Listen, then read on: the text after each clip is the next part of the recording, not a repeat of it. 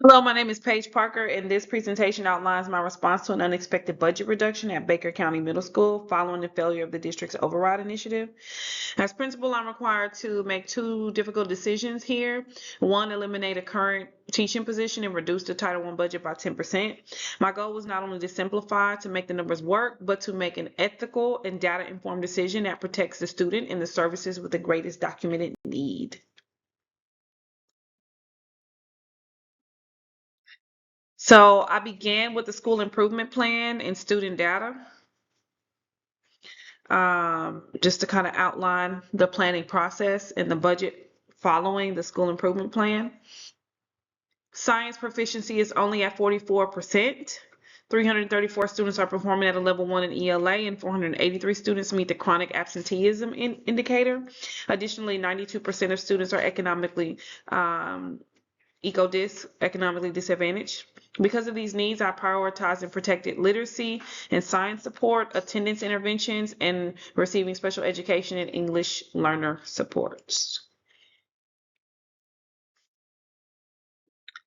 This doesn't suggest that physical education is unimportant, but for staffing, I recommend reducing one physical education position, moving 3 PE teachers to 2.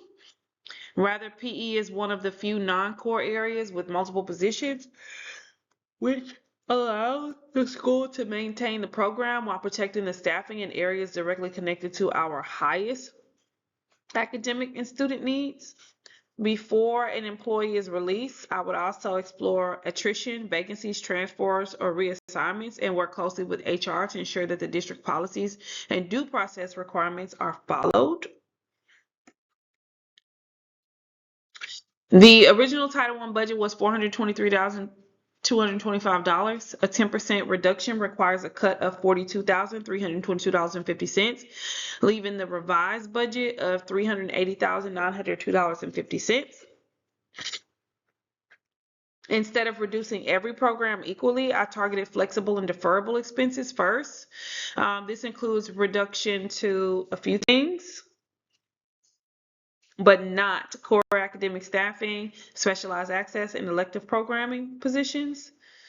Most importantly, I preserve Title I intervention teacher, academic support, positions, tutoring, core data and software systems, and essential literacy and science resources.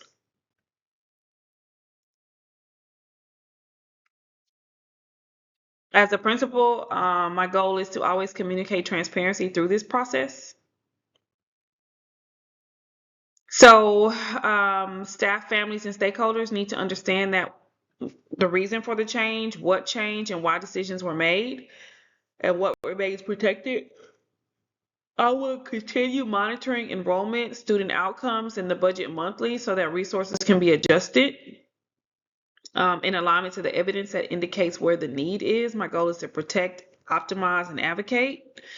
And as I previously outlined, we were protecting software, assessment, progress monitoring, optimizing inventory, repairs, and prioritizing the need, and advocating for student access data to restore certain funds.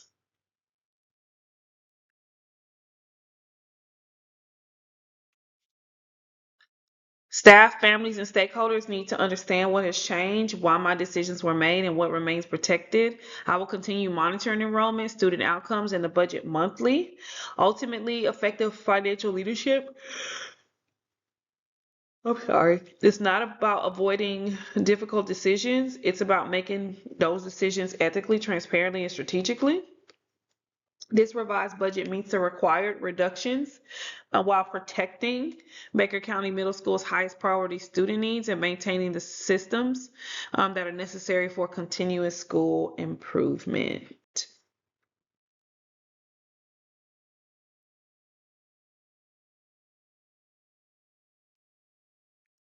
To sum it up, what's changing in its totality is just the reduction of one staff member, which is PE, but the way we plan to rework the schedule, all students will still have access.